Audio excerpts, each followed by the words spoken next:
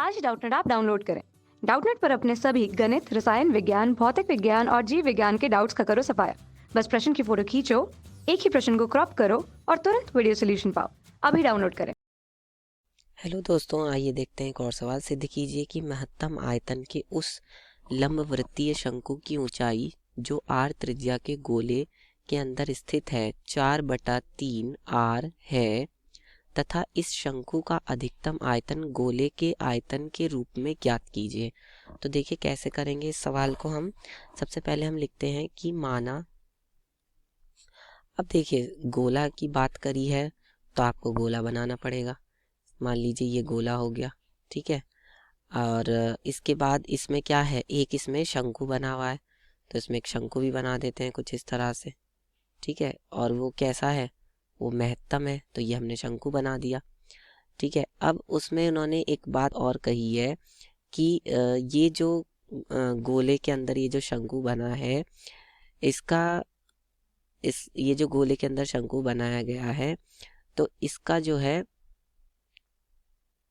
ठीक है, ये जो गोले के अंदर ये जो इन्होंने शंकु बनाया है, इसमें इसकी जो महत्तम ऊंचाई है वो गोले की त्रिज्या की 4/3 गुनी है।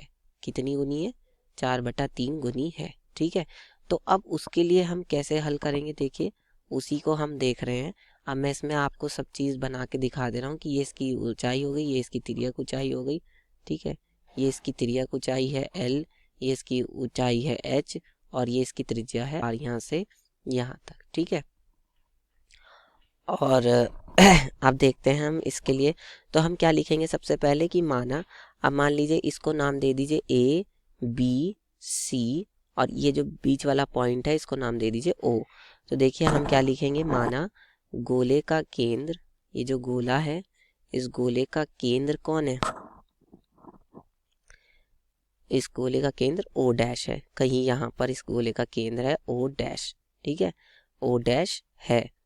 तब ठीक है, तब क्या होगा, तब देखिए O डैश A बराबर जो है O डैश C बराबर उसकी त्रिज्या होगी। ये गोले की त्रिज्या है R, इसीलिए मैंने इसको कैपिटल में लिया है।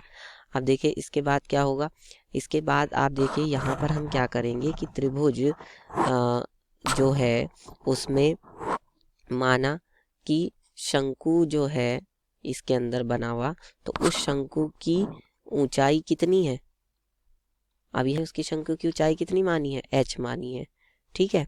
और उसके लिए फिर उन्होंने क्या कहा है कि ओ ए बराबर कितना हो जाएगा, h हो जाएगा, ठीक है।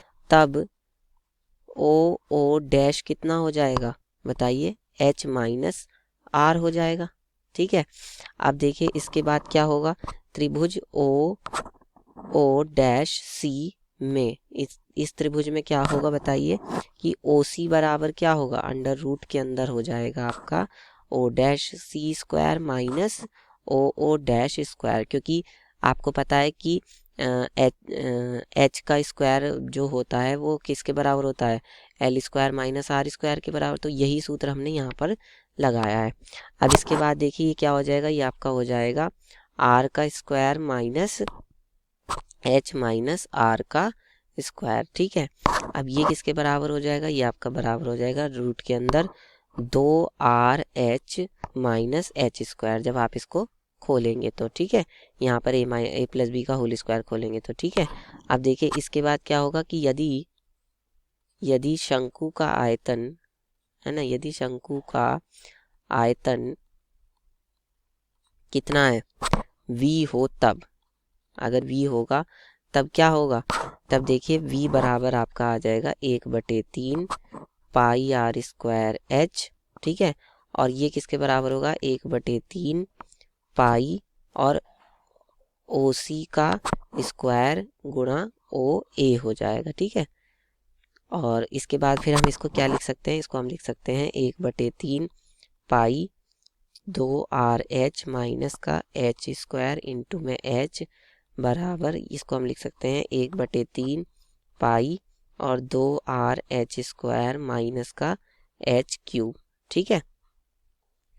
अब इसके बाद क्या होगा, इसके बाद देखिए कि v बराबर आपका क्या आ जाएगा, v बराबर आपका आ जाएगा 1/3 पाई और ये हो जाएगा 2r(h²) माइनस का h³।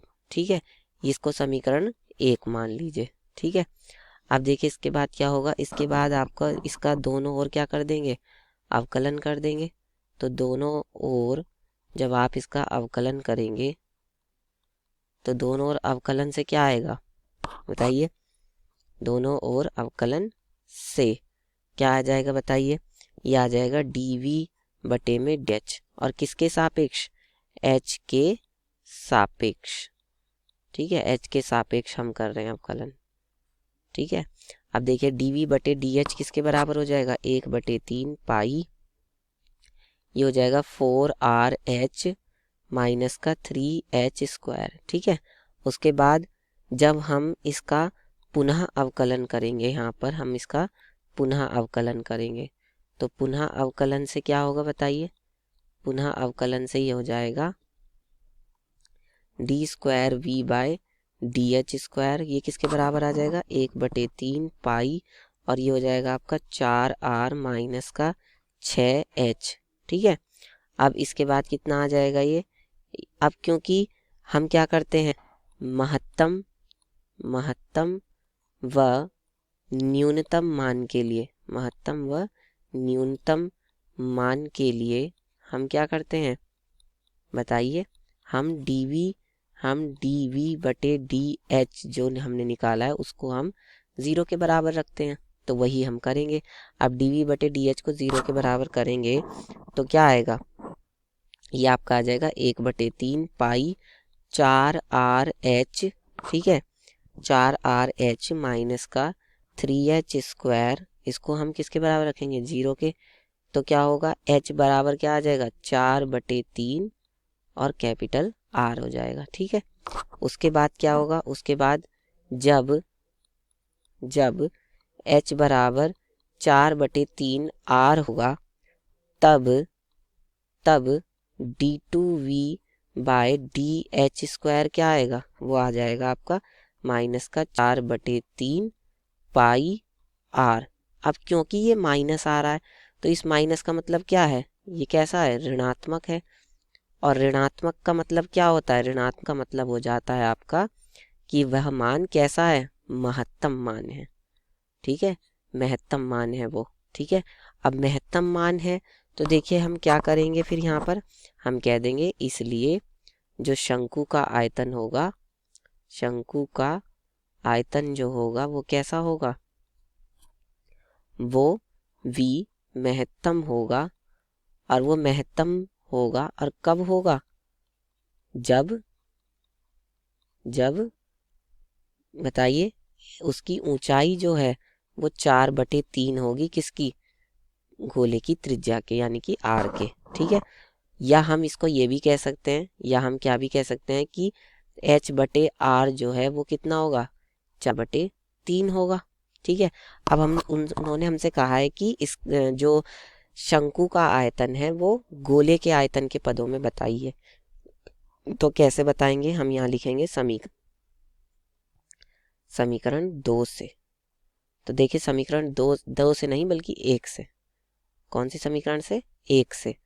1 से समीकरण से हमने क्या कहा है, यहाँ से अगर मैं h का मान निकालना चाहूँ तो वो देखिए यही तो आएगा 4/3 R, तो ये वहाँ रख दीजिए समीकरण उसमें 1 में, यहाँ पर ये जो h है ना, इन दोनों h की जगह पर ये रख दीजिए, तो क्या आ जाएगा 1/3 पाई, ये हो जाएगा v बराबर 1/3 पाई और क्या हो जाएगा 2r h² यानी कि 4/3 r का स्क्वायर माइनस 4/3 r का क्यूब, यही तो है। अब देखिए इसके बाद क्या होगा, इसके बाद ये आपका ये हो जाएगा 1/3 पाई, अब इन दोनों में से 4/3 को कॉमन ले लिया, 4/3 किसको, r स्क्वायर को कॉमन ले लिया, तो यहाँ क्या बचा 2r बचा और यहाँ बचा 4/3 r। ठीक है, अब देखिए इसके बाद कितना आ जाएगा, ये हो जाएगा आपका 1/3 पाई गुणा 4 का वर्ग कितना होगा 16 और 3 का 9 और कितना आर स्क्वायर, और यहाँ अंदर से कितना आएगा 3 दूनी 6r माइनस 4r और बटे में 3। ठीक है, तो ये किसके बराबर हो जाएगा 1/27 पाई, और बल्कि 1 क्यों 16/27 पाई आर स्क्वायर गुणा कितना आएगा यहाँ से 2r बटे में 3। तो इसको मैं फिर लिख सकता हूँ 16 दूनी 32 बटे 27 गुणा 3 पाई आर स्क्वायर। ठीक है, तो पाई आर क्यूब हो जाएगा ये, क्योंकि आर स्क्वायर की आर में होगी। तो फिर इसको मैं क्या लिख सकता हूँ, देखो इसमें से मैं 4/3 अलग कर दे रहा हूँ। ठीक है, 4/3 मैंने अलग कर दिया, तो क्या बचेगा 4/3 पाई आर क्यूब को मैंने अलग कर दिया। ठीक है, और गुणा में क्या बचेगा, ऊपर बचेगा 8। ठीक है, और नीचे बचेगा 27। बचेगा नहीं बचेगा, बताइए। ठीक है, और ये जो v है ये है क्या, ये तो है शंकु का आयतन, ये शंकु का आयतन है। ठीक है v, और ये किसका आयतन है, ये किसका आयतन है, ये गोले का आयतन है। तो इसका मतलब शंकु का जो आयतन है v वो 8/27 होगा गोले के आयतन के, गोले का आयतन। ठीक है, यहाँ गुणा लगा सकते हैं, और ये है आपका शंकु का आयतन। तो ये हमारा उत्तर हो जाएगा। ठीक है, कक्षा 6ठी से 12वीं से लेकर नीट, IIT, JEE वो एडवांस के लेवल तक 1 करोड़ से ज्यादा छात्रों का भरोसा। आज ही डाउनलोड करें डाउटनेट ऐप या व्हाट्सएप करें अपने सारे डाउट्स 8400 400 400 पर।